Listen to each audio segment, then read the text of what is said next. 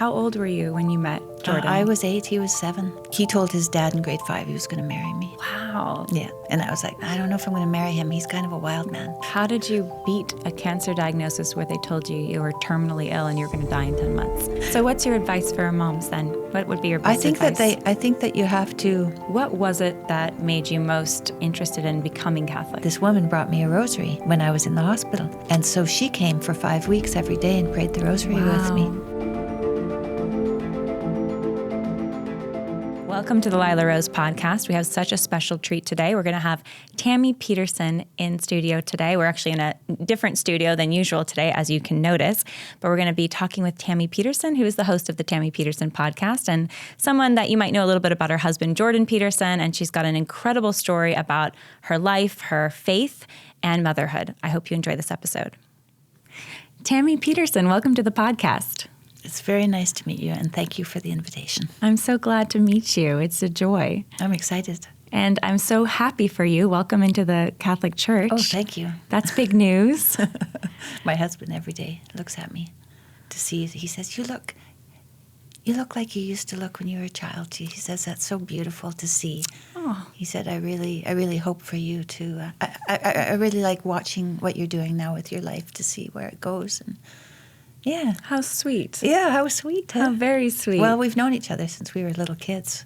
So we do know what each other looked like when we were children. Wow. Yeah, that's something, you know. That is something. Mm-hmm. How old were you when you met Jordan? I was 8, he was 7. Yeah, and we lived across the street from each other and went to school, and we were in the same grade. How adorable. So we spent lots of time together until I grew up first because I was older. And then we didn't have much to do with each other from probably 13 to 18. Then I asked him to be my grad escort, and then he thought that was okay. So you made the first move? Is a grad escort like a prom? I would say I knew that that's what he wanted. Okay. Yes, it's like a prom. Okay. It's a prom. I knew that's what he wanted, and so it seemed right by that time. So 7 and 8, were there crushes before this? He told his dad in grade 5 he was going to marry me. Wow. Yeah. And I was like, I don't know if I'm going to marry him. He's kind of a wild man. Was he a wild man? Well, I think he was bored in school because, the first week he would have read all the books for the year. And then they would say, well, read them again. It wasn't very inspiring. So I think he just found other things to do. And, of course, that got him in trouble. So what did you think about the wildness growing up as a young girl? I just thought maybe he wasn't marryable. He was a little too wild. But I went to see him when he was in graduate school, and he was writing a book in graduate school, and he seemed to have friends, and his house was clean. And I thought, I think he's marryable. The clean house definitely says something. Isn't that funny? It does. Yeah. Well, you have to make a home with them. So that's right. You don't want to, you'd be on the same page about a certain level of cleanliness. Yeah, that's right. So I'm guessing when he first saw you, then it was like a first thing, 5th grade. He was just hardly maybe 9, 10. How old would he have been? Yeah. So he always had his eye on you. Yeah. Would he try to ask you out? Like, what did that look like? No, he didn't. We played together, you know. So we played baseball and croquet and, looked at the northern lights in the evening. And he taught me how to play chess. We did all kinds of things together. But he said, I just never had the nerve. I never had the nerve to. He said, I wish I would have had the nerve back then, but didn't. So when you asked him out, so to speak, or to take you to the event, it was for him, this is it. I'm going to marry her now. Now for sure she'll marry me. Or how confident was he? No, I think he was pretty much in his young men group by that time. Although we went to the prom together afterwards, where we're from, and we're from a very rural place, you go out and hang around a campfire at night, pretty much every night, in the woods somewhere, and he was with his guy friends the whole night. So it wasn't as romantic as you might have thought. It was, we went together to prom, but that was it. So how old were you when you married? We were 26, 27. Okay. And then how did he ask you? He'd asked me a couple of times by then. He asked me when I was about 21. He wrote me a letter, said he was on his way to Europe, wondered if I'd come. And in the return spot on the envelope. He asked, "Will you marry me?" And I thought, really? I was a little bit skeptical. Like, really? I don't know about that kind of question on a letter. So I don't think I don't remember if I even responded to that one. He asked me. No response is a no, probably. It's a not yet. Is that okay. what that was? And then he asked me again, and I said not yet. And then after I was done my university, or pretty much at the end of my university career, and I'd moved from Alberta to Montreal, which is about 3,000 miles away. And I didn't know, but I was living in Ottawa doing my degree, and he had moved to Montreal. And he phoned me from Montreal, said, "I'm living 2-hour drive away from you." Oh, that's interesting. So he asked me for Thanksgiving dinner, and I went. And I looked at him, and I thought, yep, you're marryable. Wow. And then shortly after? Yeah, then I moved to Montreal. Okay. And we spent Christmas together, and often we spent Christmas together. We'd see each other once a year, really. We had our own lives, but we would see each other at Christmas. And he asked me again, and I said yes. And so then that was different, because he'd asked me a number of times before that, and it's never been yes. So that was different. And so then we were married, I think, at the end of that summer. So. Do you take vitamins? If you do, you should be shopping at WeHeartNutrition.com. WeHeartNutrition.com is a company that shares your values. This is a pro-life company that's donating 10% of all their money back to the pro-life movement, but it's also an amazing product. I love We Heart Nutrition because it's a family-run business that's made in the USA. All of their vitamins use the highest quality, research-backed ingredients, always in the most bioavailable form so that it's easiest for your body to absorb the nutrition. In addition, did you know that most vitamin companies today are indirectly or directly supporting Planned Parenthood? I mean, it's absolutely horrible, but when you buy a lot of things in the grocery store or the drugstore, unfortunately, you're tied up in business with the abortion industry. Not so with We Heart Nutrition. They made top-of-the-line products where you're also supporting your values when you shop with them. So go to WeHeartNutrition.com today, and they've got a great deal going where if you use the code Lila, you get 20% off your order. I love We Heart Nutrition's packages because they're actually designed to meet you where you're at. If you need extra iron, if you are postnatal or prenatal, if you're trying to conceive, if you're postmenopausal or premenopausal, they actually design these best-in-class vitamin bundles specifically for your needs. And they're also using the most bioidentical ingredients so that they're most easily absorbed by your body. Check out WeHeartNutrition.com today. We Heart Nutrition also has a 60-day, no questions asked return policy. So for whatever reason you don't like the product, it's not working, you can just return it and get a full refund. That's WeHeartNutrition.com and use the code Lila at checkout for 20% off your order. Did you think when you got married then in your mid-20s, the way that your life is now, 2 children, the amazing journey you've been on with Jordan, and then your faith conversion, even the newest thing, did you have any idea? No, I wouldn't say so. I always thought I wanted to marry him to see what would happen in his life. So, because I knew he was a remarkable person from the time I was a little kid, which was partly, I think, why I stayed friends with him, because he was the most interesting person in town. So I wanted to be around him. He was always curious about different things. It was always interesting to be there. And so, that's why I married him. I thought, if I don't marry him, I won't know what happens. So I guess I have to marry him. And so now I'm finding out what happens. And I didn't know what that would be. What has happened? What has happened? I think that, when he first decided, when I said yes, that I would marry him, he said, okay, so we're going to get married. So the first thing is we have to tell the truth. And no one had ever said that to me before, not like that. And I was still finishing my degree, and I went home and I really thought about it. I thought about it, I carried a New Testament Bible in my pocket, and I went around to everything I was doing. And I'm a pretty creative person, so I was taking art classes. I'd been an art model, so I'd modeled quite a bit, nude in high schools. I thought, I don't know if that's a reasonable thing, because I was thinking of the ethics of everything. But of course, I've drawn lots of nude models, and it's an exercise in anatomy and perspective and everything. It's an amazing thing to draw a human body. And I wanted to learn about art, so my best way in, since I had no money, was to make money and be in an art class. And so then I started art modeling. But I had to look at that and see if that was a reasonable thing for me to be doing. And I was finished my degree, and I was living with another man. So I was living with another man when Jordan called me. A man you were romantically involved with? Yes. Really? Mm-hmm. Well, Jordan had said 2 years before that he was going to come to Ottawa, and he didn't. He was supposed to get a research position, and he didn't get it, and decided not to come. And I think I was getting to, 24 or so. I was getting ready to settle down, and I got a boyfriend. I had a boyfriend, and we moved in together. And so when I went to Montreal to see Jordan, I had to come home and tell my boyfriend that my oldest friend and I were going to get married. And that was the end of that. So you were not just dating someone, but living with someone when you agreed to marry Jordan. Yes. Well, when I saw him, when and you I believed you would marry him. Yes. No, it wasn't. It wasn't that stage quite yet. No. Did Jordan know about this other man?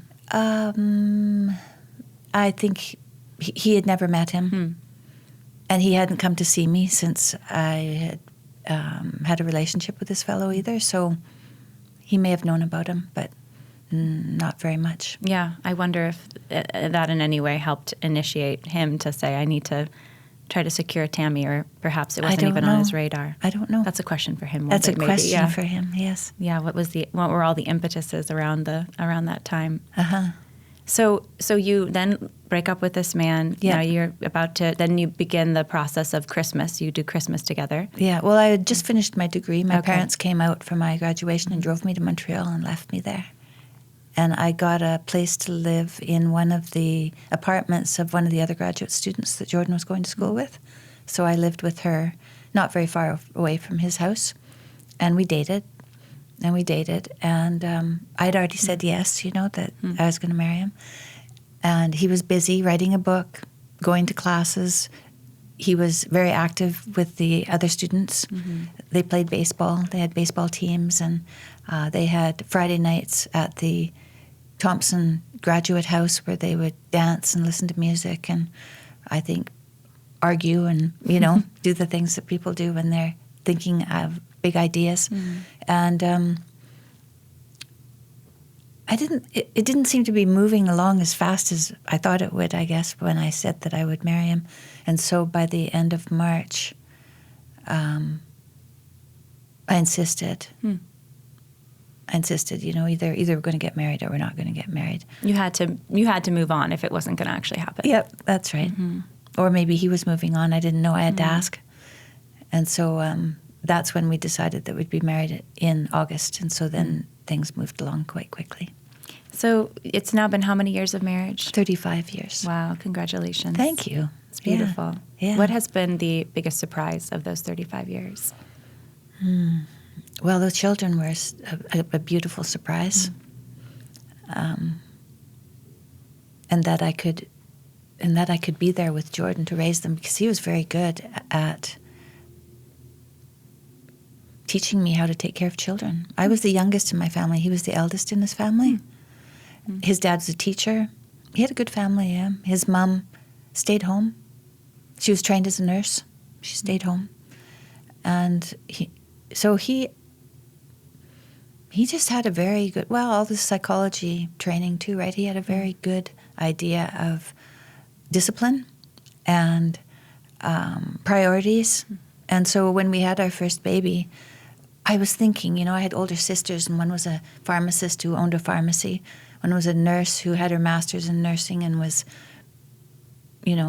busily fighting in her career to move upwards. They were both married. My sisters, they were both having kids, but they were also very much in their careers. And I was thinking, let's see now, who am I? And I thought, I imagined myself, in a suit with a briefcase in a big building. Nope, that's not me. That's definitely not who I am. And Jordan was attentive enough that to the necessities of family, that we discussed whether I would go to work or stay home. And we also looked at, he was not finished his graduate studies yet. I had just finished my degree, I was working as a massage therapist. So we didn't have loads of money. We didn't have enough money to put our kids in daycare and have me go to work, because then I wouldn't make any money anyway. I would just give all the money to somebody else to take care of my children while doing something out of the home. So it didn't seem worthwhile. And so I decided to stay home and take care of the kids. And then we moved to the States, and I didn't have a green card. So I had to stay home. And I just had a woman down the street who had a baby, and I took her a gift. She had a baby at the same time as my cousin had a baby at home, and I couldn't be with my cousin, so I thought I would be with this woman. And she gave me her kids 3 times a week. She went back to work, and so her kids that were the same age as my kids played with my kids 3 days a week. And so I was at home, but I had other kids come in. And I did the same thing in Toronto, really. I went to university once we moved to Toronto. I wanted to get my art degree. But Michaela became ill with arthritis. She was in a wheelchair. So how old was she? She was diagnosed when she was 7. But I think when she was a little guy, and you have little guys, sometimes you put your kids on their shoulders. Well, if you put her on your shoulders and you put her down, she'd cry. It was already in her hips when she was little. I think as soon as we started feeding her, she started having inflammation. And so we knew there was something wrong, but we didn't know what it was. It was finally diagnosed when she was in grade 2. And oh my goodness, that was a big wallop. Because I remember when my hometown, my sister had a very good friend, and her older sister had rheumatoid arthritis, and she couldn't even use her hands, and she could barely walk. She was so, her joints were so large, and Michaela had 38 joints affected. So we finally took her, I took her to a doctor. They couldn't really see anything. Her arthritis was called a dry arthritis, so it wasn't swollen really. So they couldn't really see how many joints were affected, but it was her feet really at first, and she would slow down when she walked, and or she'd come home after school and she wouldn't be taking care of herself the way she was, and I didn't know what was wrong. Something was wrong, and finally one of these doctors or at a walk-in clinic or something said, go to Sick Kids Hospital and just go to emergency, because then the specialists will come down and they'll diagnose her. So the next time I thought that I needed to see someone, I took her to Sick Kids, and the rheumatologist came down and checked her out, and they saw 38 joints affected, and they told me it was arthritis, and I was just like, wow, what are we going to do? And I can remember taking her to the zoo in a wheelchair, and poor little girl. Poor thing. She'd been very active. She was always a very sporty girl. She was playing hockey and baseball and just playing tag with kids outside all the time. We liked our kids to play, so they were just always outside.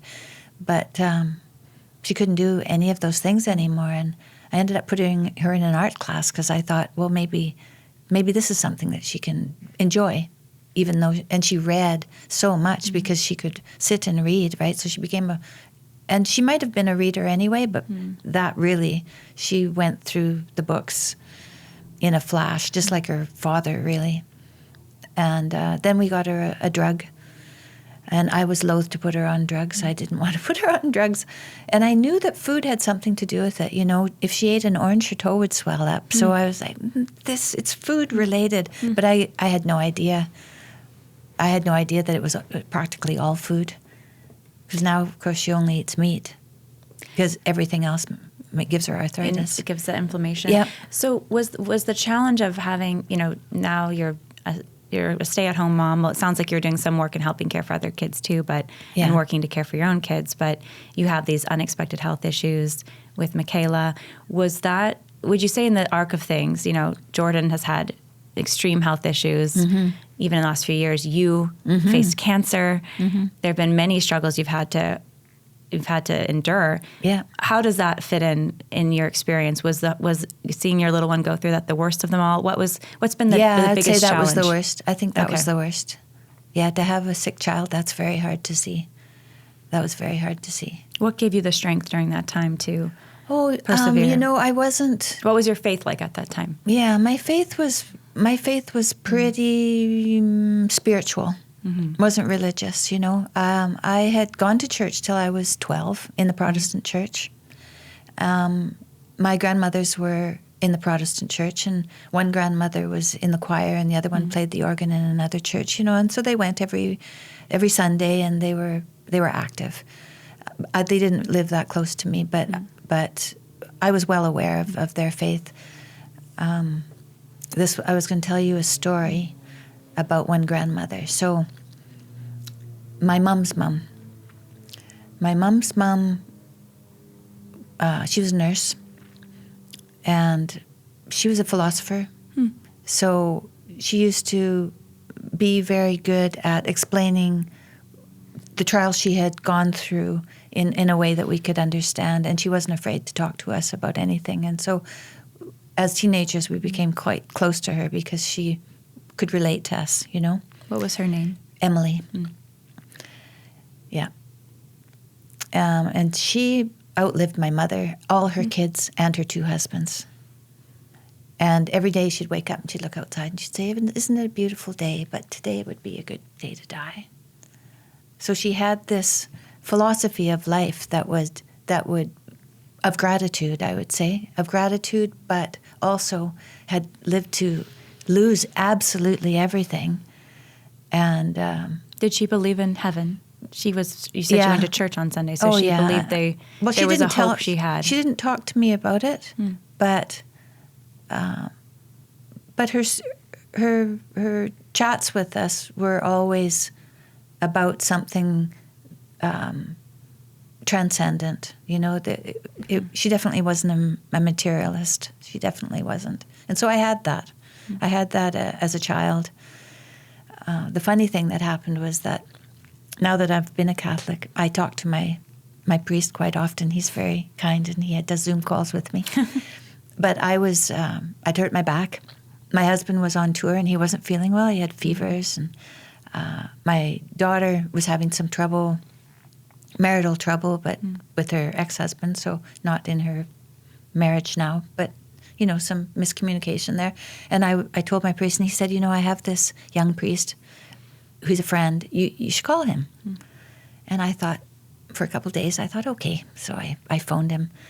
He was Mexican, young Mexican guy in Newfoundland, wearing his downfill coat under his cassock. He showed me that it's like snow outside. This was only in April, so it wasn't fair. It was supposed to be spring, but not in Newfoundland. He said, "God has put me there. I don't know for how long." It was so cute. But he began to pray, and he was praying in Spanish, so, I don't know exactly what he was saying. But he would stop every now and then, and he'd say, I get that you're close to your grandmother. And I said, well, I was close to both my grandmothers. And he said, well, your grandmother's with you. He said, she's with you always now. And I thought, I wonder which grandmother, because I thought it's probably my mom's mom, but it could be my dad's mom, because she was every grandchild thought that they were her favorite. She was that kind of woman, so she was really a lovely, lovely lady. And so I phoned my sister, because a week before that we had been planning my dad's celebration of life. And so it was my brother, my sister, and I on a phone call. And for some reason, our baptism came up. I don't know why. Turns out that our parents didn't baptize us, that my grandmother did. Wow. With their permission? I don't know. Oh, wow. So I don't think so. So this is interesting. So I phoned her and I said, which grandmother baptized us? Well, it was Emily. Okay, I said, that makes sense, because Emily was born Catholic, right? Wow. She was born Catholic. She grew up Catholic. When she was a young woman, she decided to change our religion to Protestant. Now I'm thinking, she's done this, and now her daughter is married, and her daughter has children, and my brother is 8 years older than me, and she goes to visit, and none of us are baptized. What's she going to think about that? She grew up in a Catholic faith, with faith, and now her grandchildren aren't growing up with any faith at all. And then my mom and dad go away golfing for the weekend, and she's sitting there and she's thinking, it's Sunday tomorrow. Let's just do it. Let's just do it. So she took all of us and baptized us all. But this was a baptism. I'm sure it was a proper baptism, but was it in the Catholic Church or the Protestant Church? The Protestant Church. But it was with water in the name of the Father, the Son, and the Holy Spirit. Yeah. Did you, when you were becoming Catholic? But I was a baby, so I didn't even remember that. Did you have that? Did you have evidence of the baptism, or were you? I have evidence of the baptism. So you when you entered the Catholic Church and were confirmed, you had the. Yes. You were. It was a legit baptism. That's right. Amazing. Yeah. and now she's with me. And now that I've come back to the Catholic faith. Perhaps, when she saw our Lord after her death, and he said, come back. Maybe Mother Mary, gave her that hug, and now her prayers, maybe for you, are what brought you into the church. Yeah, maybe. Or so helped when my daughter was ill, my mother died in 2007. Michaela would have been 92. She would have been about 13. She was starting to have health issues, even though she had a drug that had worked very well. The damage to her joints had already occurred when she was young. And so by the time she was 17, she had to have an ankle and a hip replacement. And they said she would have multiple replacements. And I had been praying to my mother, but I realized now I was praying to what was best in my mother, and that's Mother Mary. And so I was praying. So I prayed every day, really, to my mother, to Mother Mary, because I was, desperate. I was desperate for my daughter. And so I had been praying for a long time. And, when I went into the church when I was a Protestant, a little girl in the Protestant, I looked for Mother Mary there too, and I didn't see her. She wasn't obvious. It's harder to find her. Yes, it was harder to find her. But I was looking for her there, and I don't know why. Maybe I don't know why. What was your relationship like with your mother, Tammy? It was good. It was good. She was on my side, for sure. She was on my side, but she had her own challenges, She didn't really trust my dad, so she did a pretty good job of turning me away from my dad. And I only found that out when she was older and she had dementia.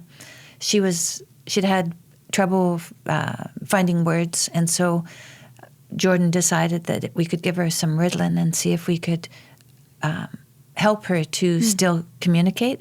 But it made her paranoid, and she started believing that my dad was having an affair. And I thought, this is exactly what it was like when I was in high school. Wow. She was worrying about Dad, and here's my father taking care of her, holding extra clothes and diapers in a backpack and taking her everywhere with him. He was her constant companion and fed her and clothed her and bathed her until just a few, I think a couple of months before she died when we first put her in a home. So he was, he loved her. He was faithful. He was faithful. He loved her. And she was, I think it's too bad I know she would have wanted to trust him, but something happened to her so that she didn't. And of course, I was at home with my mom. My siblings left when I was 12, so I was at home with my parents only from 12 to 18. And by the time 18 came along, I was ready to leave because there was too much. I couldn't understand where they were. Tension. You yeah, felt there in was the tension. home. I couldn't. But they stayed understand. married. They stayed married. Yeah, and I think she was happier once they left this little town in northern Alberta. They moved to Vancouver Island, and I think things were better then. But by then I think she had dementia from the time she was about 50, and died when she was 74. It's a very slow prefrontal dementia, frontal temporal dementia. It's slow. My sister now has it. She's 70 and she's in a nursing home. It's a brutal disease. Was there a moment that you, especially with your relationship with Jordan as it developed, that you thought about your parents' relationship and thought, I don't want, X, Y, or Z aspect of it? Or I wasn't going to do anything. When I left home, I told my parents that I was never coming home again and I was not taking any of their troubles with me. Of course, that's not true because you leave home with what you know. Yeah, that's right. So when we got married, we had to go through all of those issues, and we did. And George was really good because he insisted that we get to the bottom of things every time. Issues meaning this sort of tendency to maybe distrust or to question. Oh, yeah. Well, my dad felt- drank. My Okay. dad, he drank. And so if people came over for supper, it would make me anxious. Or if we were invited to go out to a party, often once I was married, not when I was single, I could go do all those things. But once I had a man with me, if I was going to go out to those things, I felt like something was going to go wrong. And so we had to talk through all of that, all my fears and yeah. And that was perhaps the conditioning of how you saw your mother Yep. respond to your father. I think and so. then it was almost imprinted on you. Yep. So with Jordan, even though he's a totally different man, of course, Yep. it was this reaction that was learned. I think when you get married, you bring your parents' marriage into your life, and then it's up to you if you want to relive that or if you want to transcend it. You know, if you want to understand it and transcend it. But one thing I learned was that I'd made an inner vow never to go home, right? To your when I was parents' 18, home. yeah. Back to your parents' home. Yeah. Physically into their home? Yes. So there was a big Yes. separation at that point. Yes, Did they that's know right. that you had made that vow? I said it to them. So you were angry with them. I was angry with them. Immature, angry, self-righteous, you know. young. 18. Yeah. So which did you go home eventually? Oh, sure. How did you? I did. 1 year I didn't go home for a year and a half, and I saw how much my parents had aged, and I thought, well, I'm not doing that again. No, I came home in the beginning, in the summers, at Christmas, except for 1 year. I came home all the time. And in the summers when I had kids, my sisters had kids too, and we wanted them all to know each other, so we came home every summer. And of course, Jordan wanted to always see his family, and they were both Westerners, so we saw them both. A big thank you to our sponsor, Good Ranchers. Good Ranchers is America's meat delivered. Did you know that when you go into the grocery store, up to 90% of the meat, even if it says product of the USA, is not from the USA? It's imported in, and then they slap on that label, product of the USA. With Good Ranchers, 100% of the meat, the poultry, the pork, all of it is farmed and raised in the United States. What is so awesome about Good Ranchers is that they're a pro-life, pro-family company that shares your values and sends you absolutely delicious meat. I love their steaks. I love their chicken. Their chicken is delicious and juicy and tender, and you're going to love it too. Right now, Good Ranchers has a special going on where you get $100 off your first order plus a year's supply of free Wagyu burgers. Let me repeat that. You get a year's supply of free Wagyu burgers. That sounds really good. And all you have to do is become a monthly subscriber and get your box of delicious chicken and steaks directly to your door. So go to goodranchers.com today, become a subscriber, and get up to $100 off plus a year's worth of free Wagyu burgers. Don't forget to use the code Lila at checkout to get up to $100 off and a full year's supply of free Wagyu burgers. That's goodranchers.com and use the code Lila at checkout. What's your advice to two areas I want to take this? Your advice to mothers, first of all. You talked about this decision you made with Jordan about deciding I'm not going to be this career woman. I'm going to focus on the children and the home. And, that's, of course, in hot controversy today. It is. How much can you work? How much should you work? What's the role of work? Obviously, mothers work. The work of the home is work. So I don't like the distinction anyways of working mom versus stay-at-home. Stay-at-home mothers work. Yeah. Working mothers are mothers too. So, and we all have different kinds of work. But what would be your advice for maybe the woman who, it sounds like you had many creative pursuits. You were an artist. You are an artist. And I kept that up when I was at home. Yeah, walk us through your advice then. And I became a massage therapist because I knew that I could do that on my own and I could do that in my home. So I ended up I stopped going to art school when Michaela was ill, and then I stayed home again. So I went to art school when they were in grade 1 and kindergarten, and I took design because I could go to university between 9 and 4, and so I could be there after school. I could be there, walk them to school in the morning, and be there after school. So I didn't want. I would have liked to be an artist and just stay in the studio till midnight.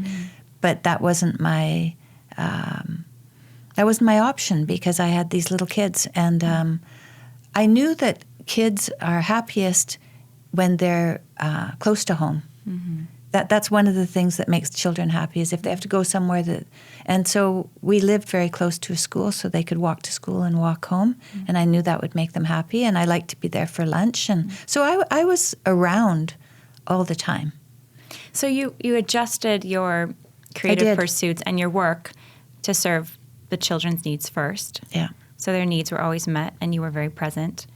And I think it sounds like an ideal, because I do think there's a tendency to extreme sometimes in our culture of career woman, give the kids the bare minimum, drop them off at the daycare, climb the corporate ladder. And then the extreme on the other side of saying a woman's only place is in the home, and any kind of income she's bringing in or work outside of the home is somehow a violation of her feminine, duty of some kind. Again, these are extremes.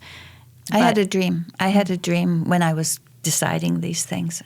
And I dreamt about my father's mother, the one who'd played the organ and who thought whose grandchild thought that they were her favorite. So she was a grandmother to us. She was just a grandmother. I never saw her work out of the home. I had a dream about her. And I dreamt I went into the closet and her shoes were in the closet, and I put her shoes on and they were a bit too tight. And so I decided that although I wanted to stay home, that wouldn't be all I did. That I had my own individual pursuits that were going to sometimes be put on hold because I'd have a small baby, and then all of my time would be taken up fostering that family. But otherwise, I would continue to pursue the things that came up as necessary for me. And that wasn't a corporate choice, but it was definitely individual creative pursuits. That was definitely, I had to do that, and I couldn't put it completely aside. And it said so in my dreams, so it seemed right. Sounds like it served you well, too. Yeah, I think it has served me well.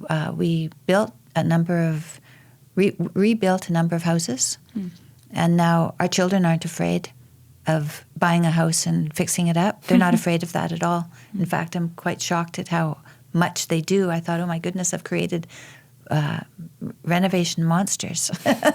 So what's your advice for moms then? What would be your best advice? I think that you have to really ask in a transcendent manner. You have to ask what it is that you need. And you have to be truthful, because it looks to me like you have to be true to your nature, but taking on your responsibilities is, if you look back at that time, it's such a short time. You'll definitely miss it if you don't put the time in. I've seen now my son and my daughter, they both have help in the house that I never had. And so it just seems natural for them to employ someone to help them. I would have never even thought of it. But so it was a different time. It was a different time. And I think, before me, then the family would have been larger, and it would have been grandmothers, and it would have been aunts and uncles before everybody's got so mobile doing that job. And now that everybody's moved and it's a nuclear family, it's going to be employed people. Hopefully, what's best is that a small child has the same caregivers for a very long time. And so I think that is something that's under our control. As mothers, we can find a relationship with another person who we can have in the home with us, but having that be constant, I think, is really important for the attachment. I know you talked to Erica Commissar, and I talked to her as well, and I do agree with her that the attachment is. The thing is, we do things, we change things in our arrangements, in our family arrangements. Like the birth control pill. Oh, we'll just take the birth control pill. What can that harm? What kind of differences can that make? Oh, well, how about, set up a whole cascade of differences in families and whether people are going to have children or not. And big differences, huge big controversies changes. now. And it's generational changes, too. Yes. That decision, I'm not going to have the child, or I won't have any child. has huge impacts. Yeah. And what's the difference? It's interesting. What's the difference between a woman who can make that choice, I'm going to have a child or I'm not going to have a child, or a relationship that isn't heterosexual anymore, that's homosexual? It's practically it's the same thing in some ways. That's one of the things that made me begin to fall in love. Among the many reasons I fell in love with the Catholic faith and becoming Catholic was the teaching on sex. And this teaching of the sexual act should be both procreative and unitive. Right. So it should be open to life, so you don't use a barrier method, you don't use contraception. And not every sexual act you can bring a baby into the world. A woman's fertility window is only so big, and she's not always fertile her whole life anyways. But then in addition, that should always be unitive. So any sexual act that's procreative should also be bringing the spouses together in mutual love and respect and intimacy. And when you separate one from the other, then it is against the design and it's not moral. And it's not mature. And it's not mature. It's not mature, right? It's immature. It's immature to not take on the responsibility of having sex. Marriage, it's a responsibility to get married and to have marital relations, like within the marriage, not outside the marriage. And women sell themselves short if they don't do that, I mean, historically, women would have fathers and brothers to protect them so that they wouldn't get themselves in any kind of trouble, so their beauty wouldn't get them in trouble.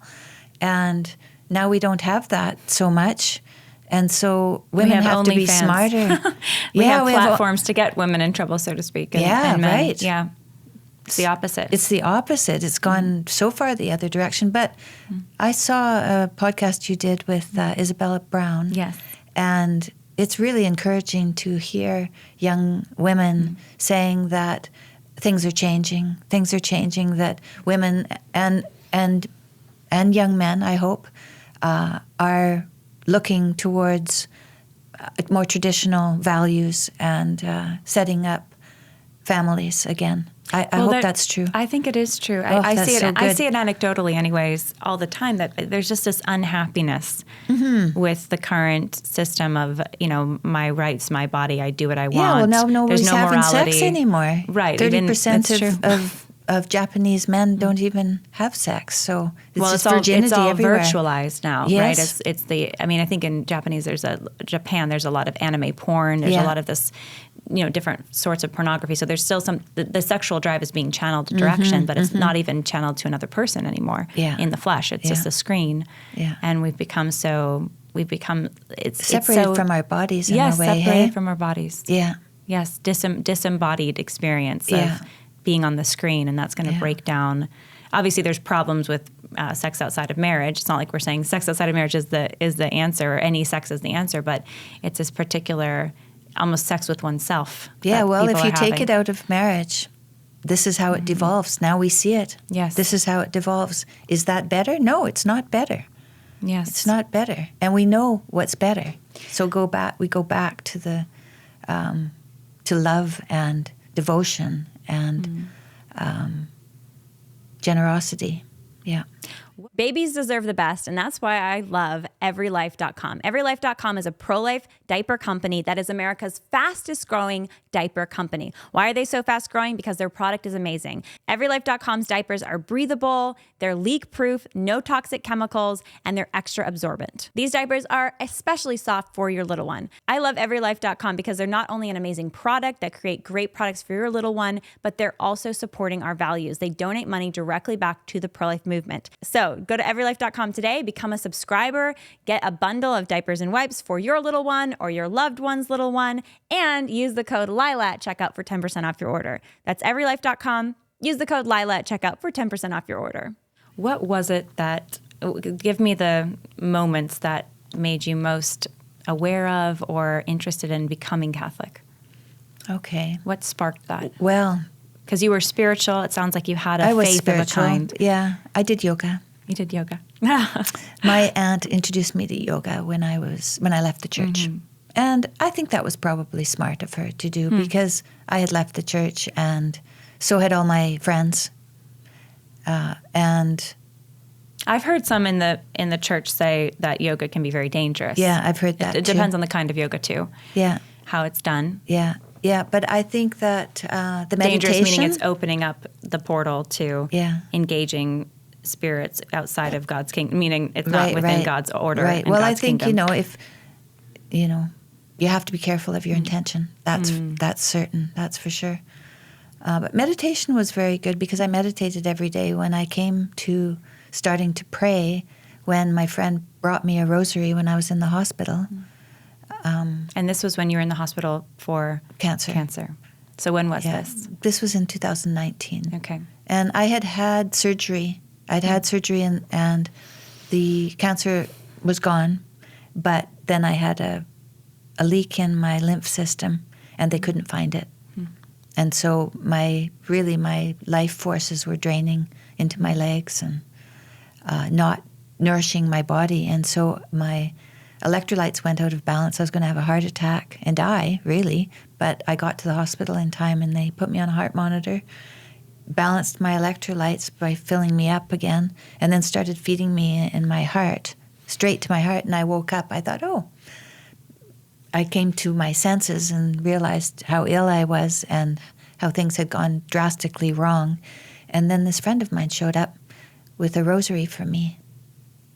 And I had already had a religious experience when I first was diagnosed with this terrible cancer that was supposed to kill me in 10 months. When I came home and told my son and looked at him and saw the grief in his eyes, I saw a boy losing his mother. And it hit me very deeply that I was I could give my life up. I could die. I didn't need to fight for my life for me. I had to fight for my life for my son and my daughter. And at the time, I think I might have had one grandchild. Yes, I did. I had one grandchild at the time. And it reflected back on me that I was worthwhile saving. And I really did feel the Holy Spirit, fill me up. And I just told my son, I said, the doctors, they don't know for certain that I'm going to die. This is their opinion. And it's a medical opinion. But God knows. And only God knows. And I said, so we'll just go take every day with gratitude and carry on that way. And that's how I've carried on that way since. I'm sure that gave him strength in that moment. I hope so. I think so. Some consolation. Yeah, I think so. My daughter says, and I don't remember her that much. She said she was around quite a bit, but I was pretty sick.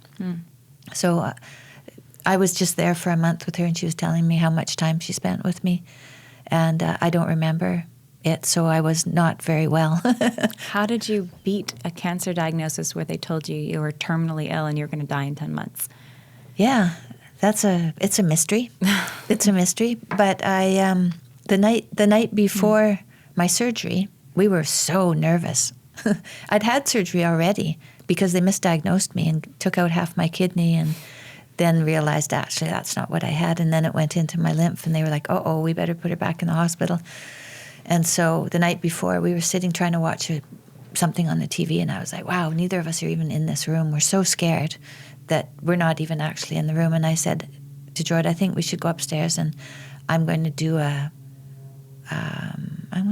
what was it? It was a healing meditation. And you're saying you're so scared. You both were sitting there watching TV, but you just weren't paying attention. I could tell we were neither of us were there. This was a distraction from the pain you were experiencing. Yeah. The terror of going in again in the morning and what was going to happen. Were they going to be able to get all the cancer? And what kind of state would I be left in after that? And I mean, all those things. And I don't even think we thought them through. We were just scared. And it came very fast too, right? Because they realized I had some pain in my back, which is the only indication you have this type of cancer. And then they quickly got me into the hospital after that. And so we went upstairs and meditated. And I'd had a number of prayers sent my direction because we'd been on tour for a year, so people knew who Jordan was. And although I had been in the crowd and anonymous, they knew who I was too. And so I had many prayers sent my way. So I laid down and I breathed in all the prayers that the people had sent me. and I breathed in white gold light because it was cancer. I chose gold light, and I took it down to my kidney, and I took this gold light down there, and I asked my body to... Physically gold light, or you're imagining gold I'm light? imagining. Okay. Imagining gold light down into my body and asking my body to speak to me and not be afraid and to tell me what was going on. And I saw these cells in my body turned away from me, dark and turned away.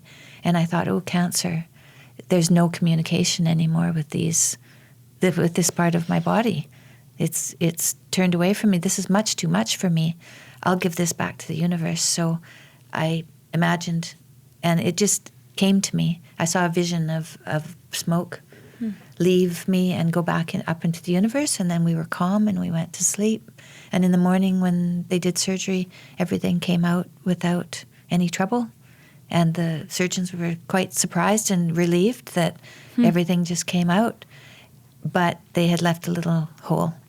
And through that hole, my life was draining. And so then they couldn't find it. And that was in May, and I wasn't well again until the end of August.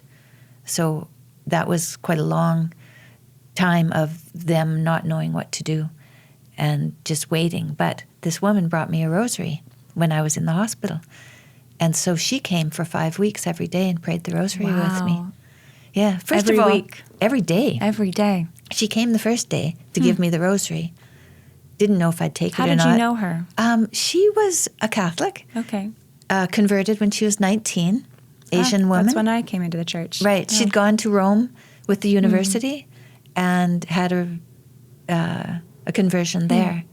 And single woman who really lives as a mentor to young people. A celibate. Yeah. So her life is fully dedicated to the apostolate. That's her spiritual motherhood is her call. Yes. Beautiful. Yeah, very beautiful. And she had come to our house once in 2017 when Jordan was first speaking up publicly. She was trying to normalize the education system in Ontario, which is terribly woke. She was trying to. She was a friend of hers was running for office, and so they came to our house and asked for Jordan's endorsement of what they were doing. And so then I met her there, but I didn't really know her. That was in 2017. She continued to, I guess, follow our story, and then emailed me and asked me if she could come.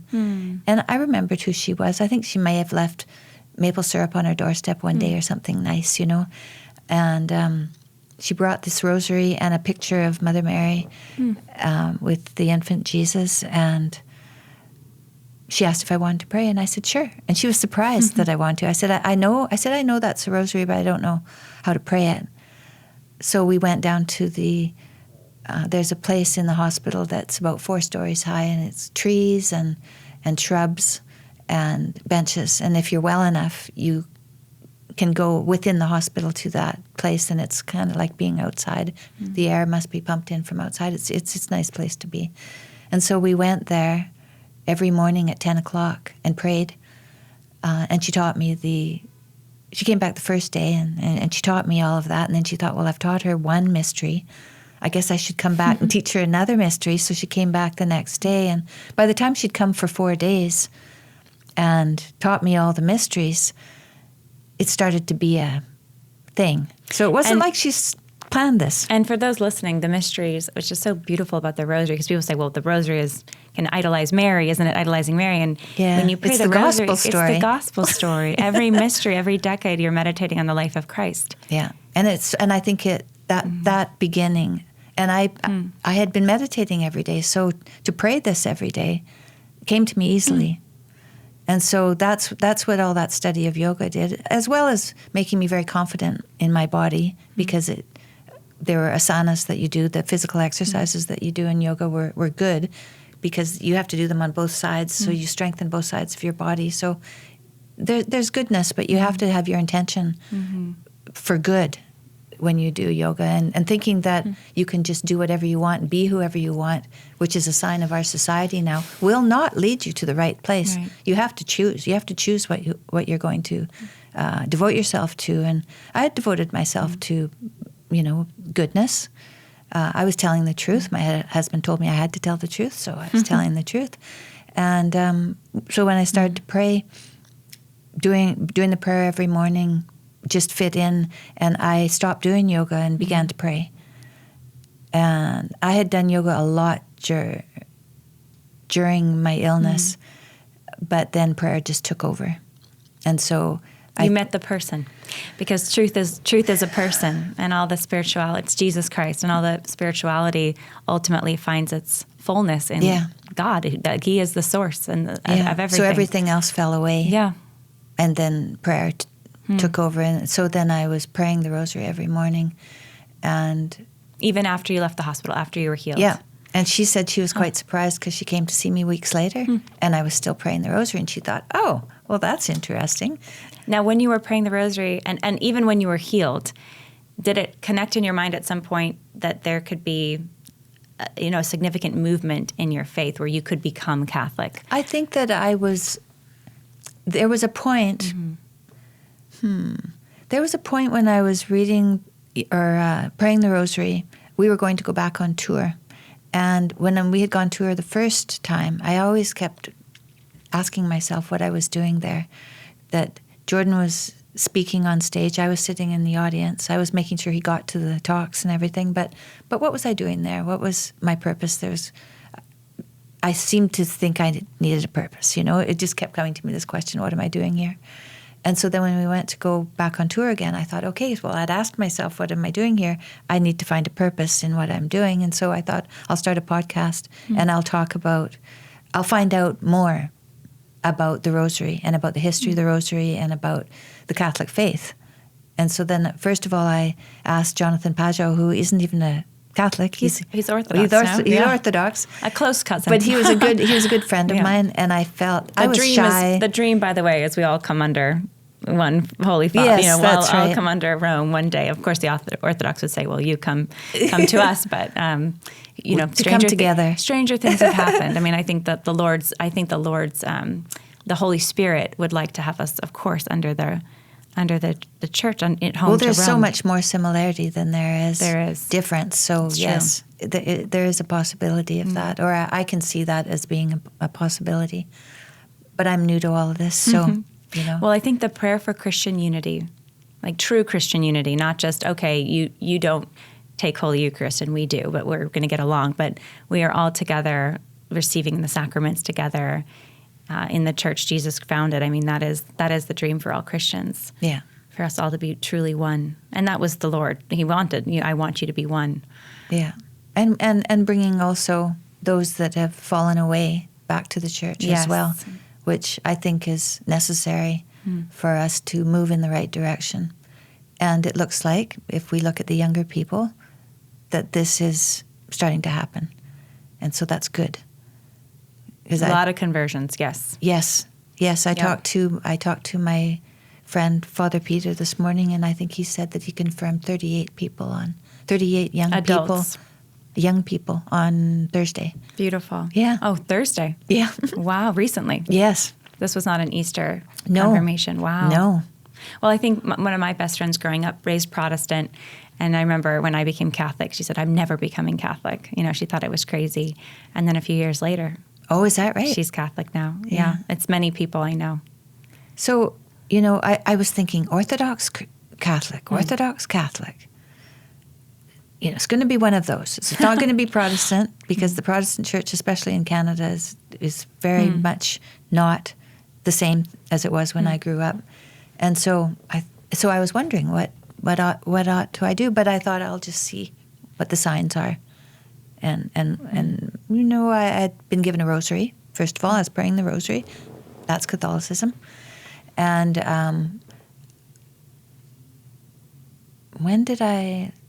eventually I found out that my grandmother was Catholic.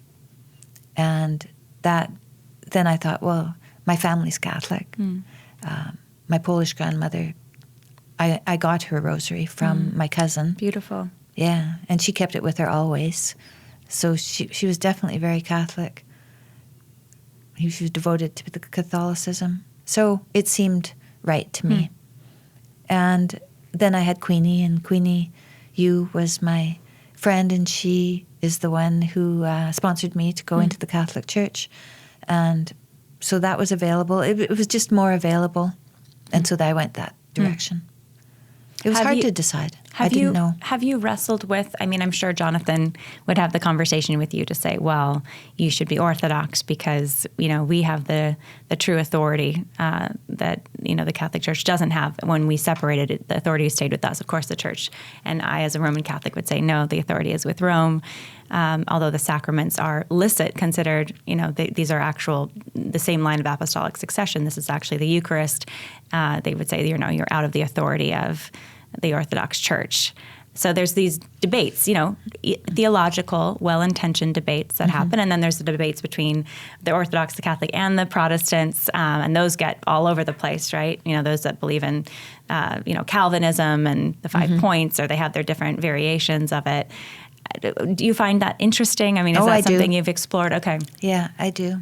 Because what persuaded me, I mean, many things persuaded me. We talked about the beauty of the Church's teaching on sex, but it was just studying. Every time I would have debates with my Calvinist friends and my Protestant friends. And I also went to an Orthodox church before becoming Catholic for some time. And, I thought it was so beautiful. There's so much closeness, of course, to our faith. And whenever I was hit with a real, intellectual question about theology and the tradition and the history, I believed the best and most compelling argument came from the Catholic Church.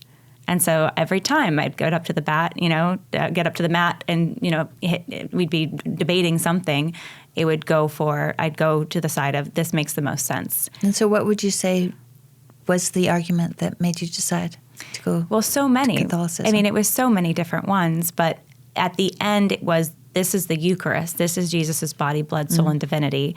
The line of apostolic succession and the papacy, there's this consistency from the time of Jesus Christ and the early church for 2,000 years. And the gates of hell have not prevailed against this Roman Catholic Church in its teachings on faith and morals.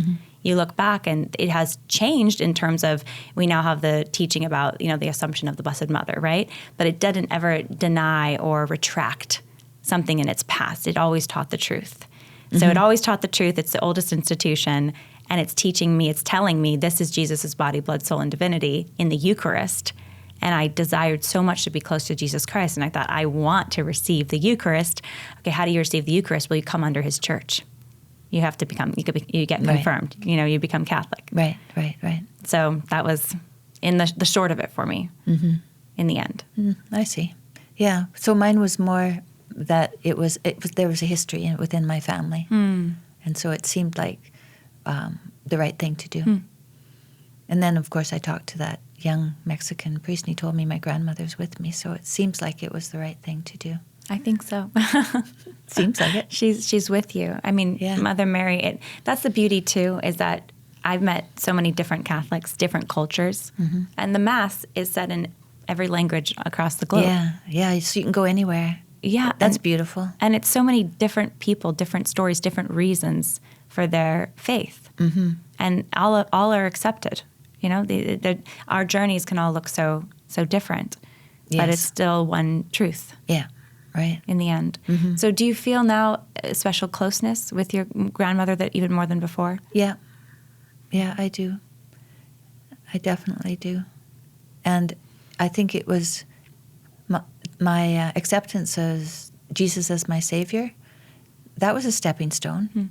That was definitely a stepping stone. I didn't have that. Even though I stayed in the church till I was 12, I never experienced that question. Not in the Protestant faith.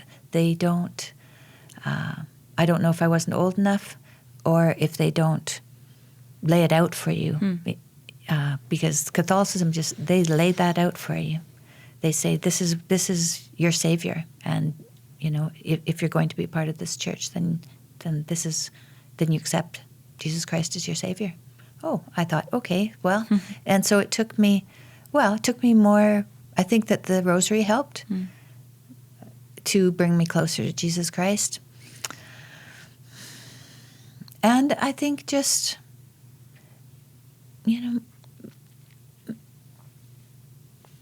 accepting that as a possibility also. If you could accept something as a possibility, then you've opened the door. The possibility that Jesus is God and he's your Savior. Yeah, right. And so then that, over time, just became more and more of a possibility. And now I can just pray to Jesus. So in a way, your faith story, which is, I think, unusual for many people I talk to today, but especially beautiful, it was to Jesus through Mary. It's like Mary, right. It's like the mother, the experience of a mother longing for a mother or seeking your grandmother, your own mother. But it was Mary that brought you to her son. Yeah. Yeah, it seems that way. That's how it happened. And for whatever reason, like I said, I prayed to my mother, but I prayed to what was best in my mother. That's Mother Mary. I don't think I was aware of that, but that's certainly what it was. Because I was raised Protestant, the whole Mary thing was sometimes confusing to me. Yeah. But I remember coming across so many of the saints' writings, like Maximilian Kolbe, who had such profound devotion to the Blessed Mother. Yeah. And they would often say in different ways, more profound more elaborate than how I'm going to say it, or eloquently than I'm going to say it, but that you can't love Mary too much, because Mary, if it's really Mary, will only help you love Jesus more. Right. And once I kind of connected those pieces and realized what Mary's role was to help me love God more and be more the daughter I'm called to be, then it clicked. Yeah. Yeah, I agree. Mother Mary, she's a symbol of what's best in women, really, and women as a traditional combination of woman and child. That's Mother Mary. So it's not Mother Mary, it's Mother Mary and baby Jesus. Yes. Yeah. Right? Because there is no mother without a baby. Then you can't be called mother. So it's Mother Mary and Jesus. Like, it has to be. You can't separate those things at all. How has it been with your family? Because your immediate family, you're the only Catholic one, right? Yeah. Yeah. How has that been? Well, my daughter, I would experience miracles, and I'd phone Michaela. Everyone sins, and then you pay attention to what is good, and you pray to God, and things start to work out better. I find those kind of miracles, And so I'd call my daughter and say, "Guess what happened? This happened." And she'd say, "I'm not there yet, Mom." And I'd say, "That's okay. That's okay. I just want to share what I'm experiencing with you." But silently, she wanted that. She wanted that. She desired that relationship. And a couple of months ago, she got baptized. Wow. How beautiful. Yeah, that's for sure. Your prayers for her. Yeah. And so there's nothing better than that. There's nothing better than that. So will you be baptizing her baby in the tradition of the grandmother? No, I'm joking. I'm joking. No, not those ones. That's beautiful. It is. It is. It's really beautiful. And she's so much more joyful. It's really lovely. And it sounds like Jordan is very welcoming of your faith. He is. He's very supportive. He's very supportive. He's very interested to see what I take on as challenges and because of this.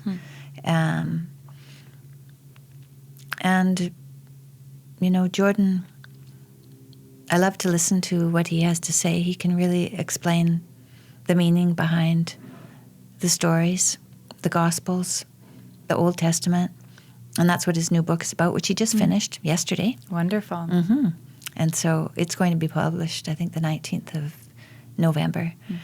And so then we'll tour again at that time for a month or so.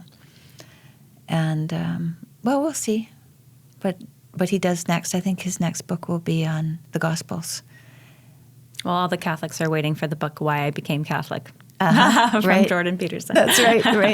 Me but too. Now that you're where you're at, who knows? Well, I think what'll happen is he'll become Orthodox. Oh, interesting. And then we'll see what happens.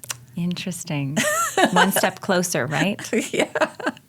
What does the future hold for you? What does the next 5 years look like, would you say? The next 5 years? Well, we're going to be spending more time in the States. My daughter lives in the States, so we'll spend more time in the States. We always like to go up to Canada for the summer because we have a lake house up there, and my son is there, and my grandchildren are there. And so we'll split our time between those two places. Jordan will write another book. We'll probably have conferences, I imagine, and some talks again in the States, but larger venues, probably less moving around so much because both of us are getting older. And now I realize that all these plane rides are hard on my back, so I don't know how much more of that I can do. I'll rehabilitate myself as much as I can, but I have to be careful and make sure that I'm taking care of myself and that he's being taken care of. And so I see us continuing this as long as it's necessary and good. I'm starting a new project. I'm recording the Proverbs. I'm going to be recording the Proverbs over this next year. And I'll update you on that as it sounds lovely. happens. Reading the Proverbs. I'll be reading. Like an audio recording. An audio recording. And maybe a discussion with a nun. Oh, I love that. So I'll tune in. Okay. Yeah, I'm looking forward to that. Sounds lovely. And I'm also reading books on all the women in the Bible. And I think that would be the next thing to talk about, is all the women in the Bible. There's a lovely one that I just thought of, Colleen Campbell, I think her name is, but she wrote My Sisters the Saints. Okay. Beautiful reflections. She's a very gifted writer. Beautiful reflections on the saints and how she became Catholic through the sisters, the saints. I'll send it to you. Okay. I'll track it down and send it. Okay. Tammy, it's been so lovely talking with you. Thank you. And welcome to the church. Thank you very much. My sister. I'm happy to be here. Yeah. I'm so happy you're here and so excited to see all the beautiful things God continues to do through you. God bless. Thank you. Thanks so much for listening to this episode of the Lila Rose podcast. I hope you enjoyed it. As always, don't forget to subscribe wherever you listen to your podcast. Or if you're on YouTube, don't forget to subscribe to the YouTube channel and check out our locals page. This is where we're building a community, and you can get special behind-the-scenes sneak peeks of what we're doing at the podcast. Thanks so much, and we'll see you next time. A huge thank you to our partner, EWTN. EWTN is the largest Catholic network in the world, spreading the faith across the globe. Discover news, entertainment, and deepen your faith at EWTN.com.